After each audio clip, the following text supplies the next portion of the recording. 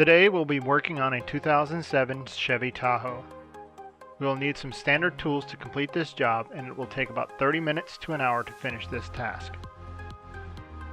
The tools required to complete this job are a jack stands, a fluid removal tool, we'll be using a turkey baster for that, a spacer, we'll use a wooden block for that, sockets and ratchet to remove wheels or an impact gun,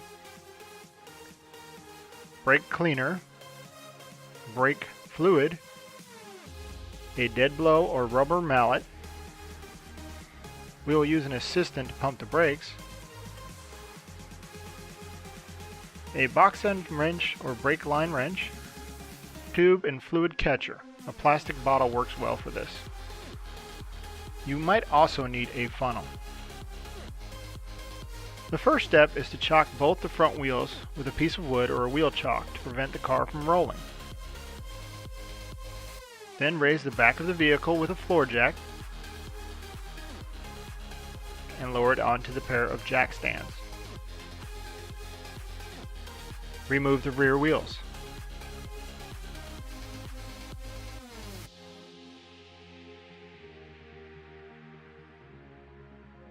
Pull the hood release and then open the hood. Open the brake fluid reservoir and remove as much of the old brake fluid as possible using a suction tool. Be careful not to spill any fluid as it will dissolve the paint of your car. Fill the brake reservoir to the fill line with fresh fluid. Put the spacer under the brake pedal. This will prevent the pedal from traveling too close to the floor when you begin to bleed the brakes. Next, place a box end wrench over the bleed screw on the right rear caliper.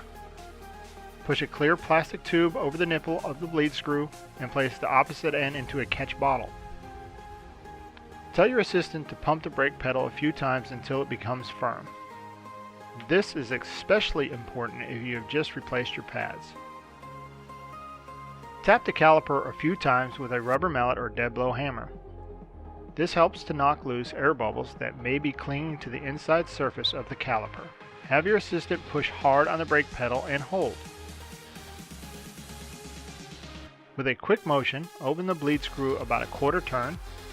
Fluid and probably a few air bubbles will flow through the plastic tube and into the catch bottle. Close the bleed screw just before the brake pedal reaches the floor.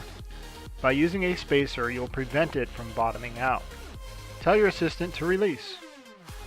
Repeat these steps as many times as necessary, making sure you go to the front of your car and check the fluid level every so often.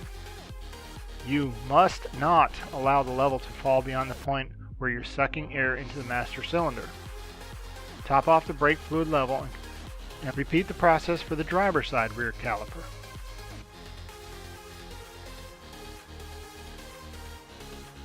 Make sure both calipers are wiped clean of brake fluid and that none has spilled onto the rotors or pads. Use brake cleaning spray if necessary.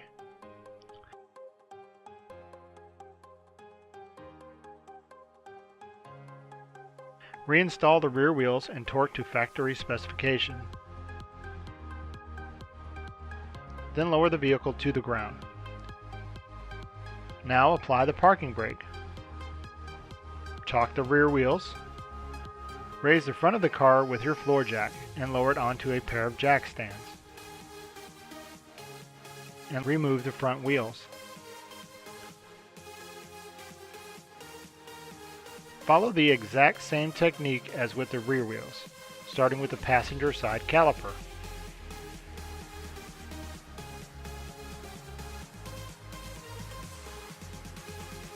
Then do the driver's side.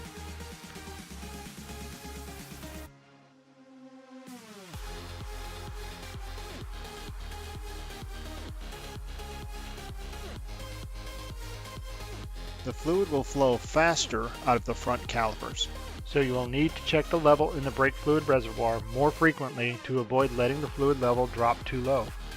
Reinstall and torque the front wheels, then lower the car to the ground.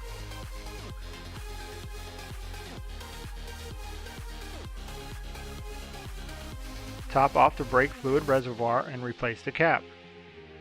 Congratulations, you have just flushed the brake fluid on your vehicle. If you found this video helpful, please like and subscribe to my channel.